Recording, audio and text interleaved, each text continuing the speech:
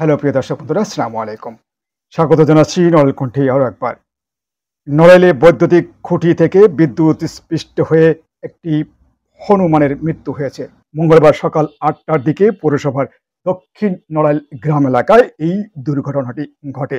খবরটি পেয়ে নড়াইলকণ্ঠ টিম সরজমিনে ঘটনাস্থলে এলাকার বাসীর সাথে কথা হয়। বিস্তারিত জানতে চোখ রাখুন পুরো ভিডিওতে। নামাজ পড়ে এসে ৬টার দিকে ফজরের নামাজ পড়ে এসে বাড়ি আসি। আমি দেখলাম যে ছাদের উপর শুনলাম ধপ ধপ ধপ ধপ শব্দ হচ্ছে। তখন আমি বাইরে এসে উকি দিয়ে দেখলাম 2টা হনুমান। তা আমি ওইটা দেখে ওদের ভালো করে একটু দেখলাম। দেখে আমি আমার সাইকেলে জগিং করতো, আমি সাইকেলটা নিয়ে বাসায় থেকে বাইরে গেলাম। বাসার থেকে বাইরে যেয়ে এখন একটু পরে ফিরে আসি আমি জানতে পারি বিদ্যুৎ স্পর্শ হয়ে একজন এরকম আহত হয়েছে, তাকে হসপিটালে নিয়ে গেছে। আর একটা হনুমান এই পাশের বাড়িতে আব্দুর রহমান, তার ছাদে অবস্থান করতেছে। মারা যাওয়ার কারণ হচ্ছে ওরা আসছে, তো ওরা খাবার দাবারের জন্য, বাইরের জায়গার হনুমান খাবার দাবারের জন্য চলে আসছে। ওরা আমাদের বাড়ি ছিল 3টার দিকে, 2টো হনুমানই দেখে আসছে। ওরা ওই জোরে যাওয়ার সময় মনে হয় ওই 440 লাইন উপরে ওখানে যাওয়ার সময় একটা আহত হয়ে পড়ে। তখন বন বিভাগের কর্মকর্তা নিয়ে ওরা হাসপাতালে ট্রিটমেন্ট করতে গেছে। এই জানার মতো এটুকু জানি। আর একটা আছে রহমানের বাসায় ছাদের উপরে রয়েছে, সে এখন আছে কিনা আছে জানি না, সে খুব চিন্তিত অবস্থায় রয়েছে। দক্ষিণ নড়াইলে আমি এখানে হাঁটতেছি, এই মোড়ের থেকে যাচ্ছি। এটি হলো সৈয়দ খন্দকারের বাড়ি, এটি সৈয়দ খন্দকারের বাড়ি। এই পাশের বাড়িটা হলো এটা সম্ভবত আব্দুর রহমান, উনি একজন ব্যবসায়ী লোক ছিলেন। এই আশেপাশের থেকেই সকালবেলা একটি হনুমান বিদ্যুৎ স্পষ্ট হয়ে মারা গেছে, আমরা যেটা পথচারীদের কাছ থেকে শুনলাম। এবং পরে বন বিভাগের লোকজন 4টি হসপিটালে নিয়ে গেছে। এখানে আরেকটি হনুমান রয়েছে বলে এরকমের তথ্য আমরা পেয়েছি। আমরা খুঁজে দেখব আসলে সেই হনুমানটি এখানে আছে কিনা। কটেজের এই যে বিল্ডিং, এইসব বিল্ডিংয়ের এখানে সে ছিল। আরেকটি আশেপাশে থাকার কথা এরকম শুনছি, আমরা এই মুহূর্তে দেখছি না। আমরা বাকিটা হসপিটালে যাব, হসপিটালে যে দেখব যে তাকে ভর্তি করা হয়েছে এবং বন বিভাগের সাথে কথা বলবো কতদিন এখানে আসছে এবং কিভাবে এখানে তার মৃত্যু হলো, এই বিষয়টি নিয়ে কথা বলবো আমরা বন বিভাগের সাথে। এবং আমরা হসপিটালে যে দেখব তার কী অবস্থা। প্রিয় দর্শক বন্ধুরা, আমাদের সঙ্গে থাকুন। আমরা এই হনুমান, আমরা যতটুকু পাবলিকের কাছ থেকে শুনেছি, তারা খাদ্যের অভাবে এখানে মনিরামপুর থেকে এইখানে নড়াইলে আসছে, প্রায় 1-1.5 বছর ধরে এখানে আসছে। এখানে এই বন বিভাগের লোকজনের দেখভালের কোনো সুযোগ বা রাইট আছে কিনা বা দেখার কথা কিনা, এ বিষয়ে তাদের সাথে পরিষ্কার করব। একটা চৌরাস্তার এই ব্যাকগ্রাউন্ডে যেটা আমি বলবার চেষ্টা করেছি, এখানে হনুমান প্রায় 1.5-2 বছর ধরে নাকি নড়াইলে এরকম একটি হনুমান বসবাস করছে এবং তাদেরকে দেখভাল করার মতো যে সংশ্লিষ্ট বিভাগ রয়েছে তারা দেখভাল করছেন কিনা সে বিষয়টি নিয়ে আমরা কর্তৃপক্ষের সাথে কথা বলবো এবং আজকে যে দুর্ঘটনাটা ঘটেছে হনুমানের সে বিষয়টি নিয়েও আপনাদের সাথে তুলে ধরার চেষ্টা করব।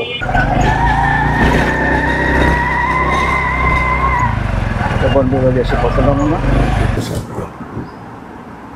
আপনি কি জানতেন নাকি যে ওই? আমি আসলে জানতাম না। এখন সদর পশু হাসপাতালের সামনে আসছি। যে হনুমানটির কথা বলেছিলাম যে বিদ্যুৎ শর্ট করে মারা গেছে, সেই হনুমানটি আমরা সর্বশেষ দেখতে পাচ্ছি। এই হচ্ছে সেই হনুমান, যেটা নড়াইল দক্ষিণ নড়াইল গ্রামের এই হনুমানটি হঠাৎ সকালে বিদ্যুৎ স্পষ্ট হয়ে মারা গেছে। এই যে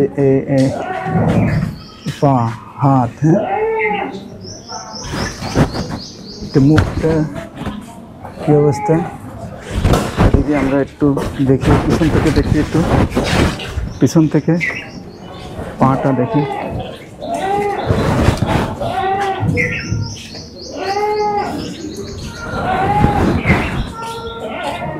এই পিছনের লেজটা এখানে একটি খুবই অনেক বড় একটি হনুমান। আমরা যতটুকু পাবলিকের কাছ থেকে শুনেছি প্রায় 1.5-2 বছর ধরে এরকম কয়েকটি হনুমান আমরা এখন হসপিটালে দেখতেছি। হনুমান ও তার সংরক্ষণ সম্পর্কে মুঠোফোনে কথা হয় নড়াইল বন বিভাগে অতিরিক্ত দায়িত্বে থাকা সহকারী বন সংরক্ষক অমিতা মণ্ডলের সাথে। হ্যালো, হ্যালো, আসসালামু আলাইকুম। আমার নাম কাজী হাফিজুর রহমান, আমি সাংবাদিক, নড়াইল কণ্ঠের সম্পাদক। আমি একটা বিষয় নিয়ে কথা বলতে চাচ্ছিলাম। আমি আসছিলাম বন বিভাগে, যিনি ফরেস্টার রয়েছেন ওনার সাথে কথা বলতে আসছিলাম। তো উনি বললো যে আমাদের তো নড়াইলে আচ্ছা, আপনি নড়াইলের দায়িত্ব না?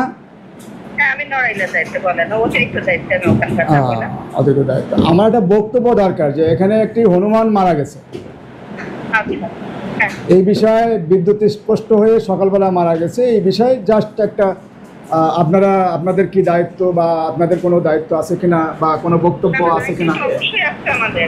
জি। আমাকে সকালবেলা ইনফর্ম করেছে আমাদের ওখানে ভারপ্রাপ্ত কর্মকর্তা, আমাকে জানিয়েছে যে ওখানে একটা হরিণ আপনার বিদ্যুৎস্পৃষ্ট হয়ে মারা গেছে এবং ওই হরিণটা আমাদের লোক গিয়ে নিয়ে আসবে, নিয়ে এসে ওই মাটি চাপা দিবে তাকে।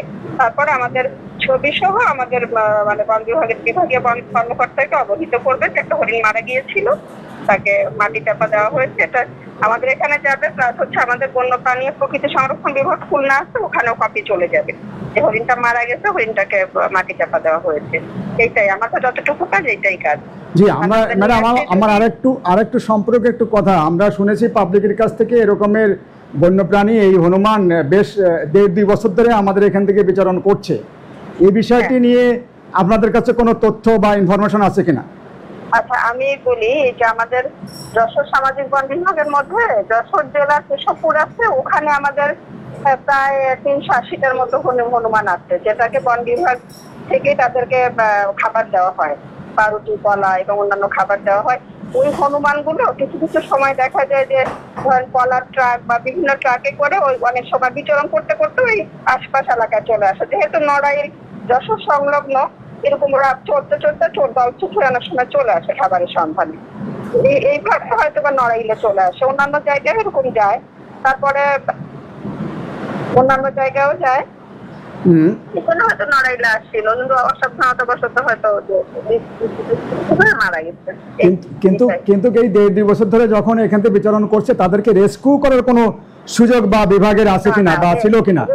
এখানে আসলে কি বন্যপ্রাণী রেস্কিউ করার কোনো কিছু না, বন্যপ্রাণীকে বন্যপ্রাণীর মতো চলতে দিতে হবে। হ্যাঁ, ওরা যেখানে বিচরণ করে, আমাদের কেশবপুরে কিন্তু যে বললাম না 350 মতো হনুমান আছে, এখানে কিন্তু কোথাও মানে হনুমান ধরে রাখা হয় না, ওরা ওদের মতো বিচরণ করে। যদি সেটা নড়াইল জেলায় আছে, সে নড়াইল জেলায় ঘুরে বেড়াবে, ওকে ধরে নিয়ে আবার ওই যে মানে ছেড়ে দেওয়া ওই কেশবপুরে। আমাদের কর্তব্য কেউ যেন তাকে ক্ষতি করতে না পারে। আর যদি কেউ যদি মানে কোনো হনুমান যদি আঘাতপ্রাপ্ত হয়, তখন দেখা যায় যে আমরা নিয়ে ওই প্রাণী সম্পদের ওদের ওখান থেকে চিকিৎসা দিয়ে আবার ছেড়ে দিই। মানে বন্যপ্রাণীর ধরনটাই আসলে হচ্ছে বন্যপ্রাণী যার যেখানে হ্যাবিটেট সেখানেই থাকবে। জি, ধন্যবাদ ম্যাডাম, আপনাকে অসংখ্য ধন্যবাদ আপনার এই তথ্য দেওয়ার জন্য। জি, থ্যাংক ইউ। হ্যালো প্রিয় দর্শক বন্ধুরা, এতক্ষণ আমাদের সঙ্গে থাকার জন্য সকলকে অসংখ্য ধন্যবাদ। সত্যের সাথে 24 ঘন্টা নড়াইল কণ্ঠ ডেস্ক।